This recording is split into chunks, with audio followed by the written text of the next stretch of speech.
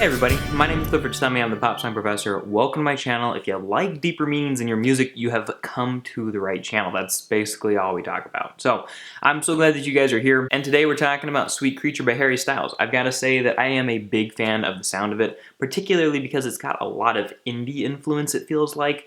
It's got the very simple guitar picking, but it's not quite singer-songwriter. His voice is really cool, and he does some interesting country-inspired vocal flourishes that seem indie to me as well. The title, Sweet Creature, is a little bit unique and interesting. And I'm kind of a fan of the song, and I didn't expect to be because I didn't like Sign of the Times. Please don't crucify me. But it was too much like Adele, and I'm not a big fan of Adele's sound. Again, please don't crucify me, but I really liked this Harry Styles song. That being said, the meaning isn't that complicated, but there is quite a bit to be said about it. I want to go ahead and pull a few specific lyrics to talk about with you guys, but I would love to hear your thoughts about it in the comments. I read every comment I ever get. It takes a lot of time, but I do it anyway, and I'd love to see what you guys have to say. I'll respond if I can. And yeah, don't forget to comment a Harry Styles / One Direction song that I should explain next time, if there is going to be a next time. We'll have to see whether people on this channel care about Harry Styles that much. In verse 1, he refers to this person as Sweet Creature. Now, the name Sweet Creature really makes me think that it's a romantic relationship, but I'm open to the possibility that it's not just meant exclusively for romantic relationships. The next line, had another talk about where it's going wrong, seems like sort of like a DTR, define the relationship talk, where they're trying to figure things out, and it feels like maybe things aren't going so well, and that phrasing is usually used in the context of romantic relationships, but nowhere else in the song does it really feel like it could only be about a romantic relationship. In the chorus he says, wherever I go you bring me home, when I run out of rope you bring me home, which feels like it could be talking about a mom or a sister or even a brother or a dad or something, but then the word sweet creature seems to negate that.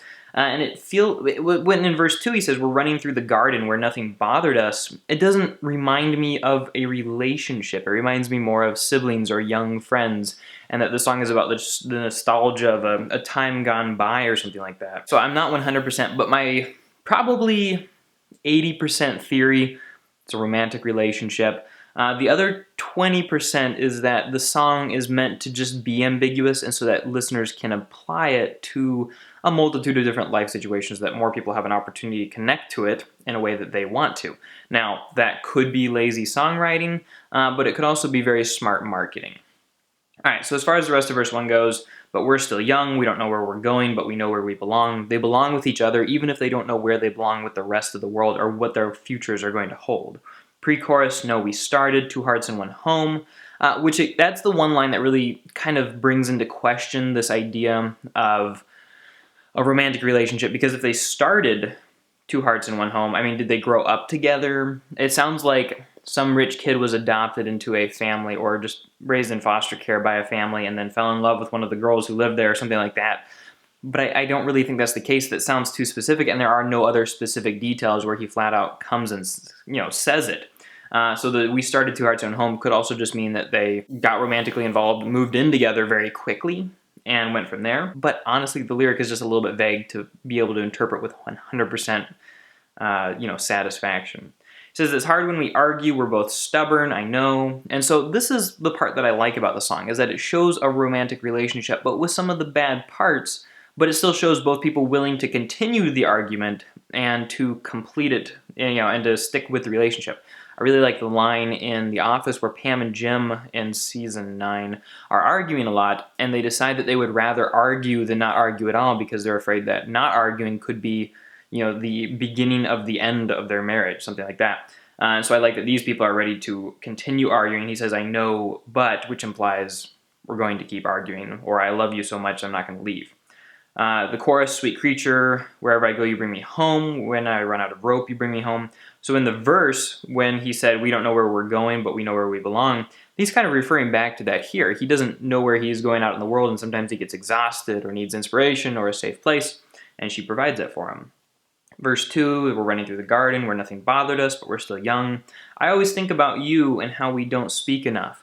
That line particularly confuses me, but I think, obviously he's saying, I always think about you, I want to be with you, I'm obsessed with you, etc., and how we don't speak enough. Now, if they're in this romantic relationship together, how do they not speak enough, especially if they're arguing? Could it be that he thinks that they're having too much sex?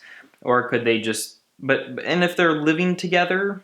There's some really confusing stuff. Maybe he just wants to talk with her more and just can't get enough of her. The bridge is mostly just repetition of different lyrics throughout the rest of the song, and that's about all the unique lyrics to this song. But I gotta say that I love the sound of this song. I'm intrigued by the ambiguity in some of the lyrics, and I'm going to go ahead and say it. It is ambiguity.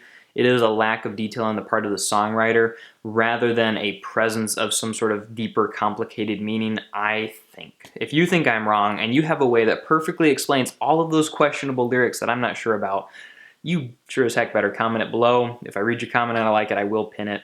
And I can't wait to hear what you guys think about the lyrics and just this song in general. Overall, I think it's about a relationship with a little bit of ambiguity thrown in just so that it can, speak to audiences in different life situations. It's about a healthy relationship where they do argue, but they're willing to keep arguing because they love each other and they provide that mutual support for each other. And yeah. Alright, well guys, thanks so much for watching. I hope that you enjoyed this video. Don't forget to comment a Harry Styles or One Direction song that I should explain next time. And check out the Patreon, watch some of the other videos that are going to appear around my face or already have. And I thank you guys for checking this video out. Talk to you later.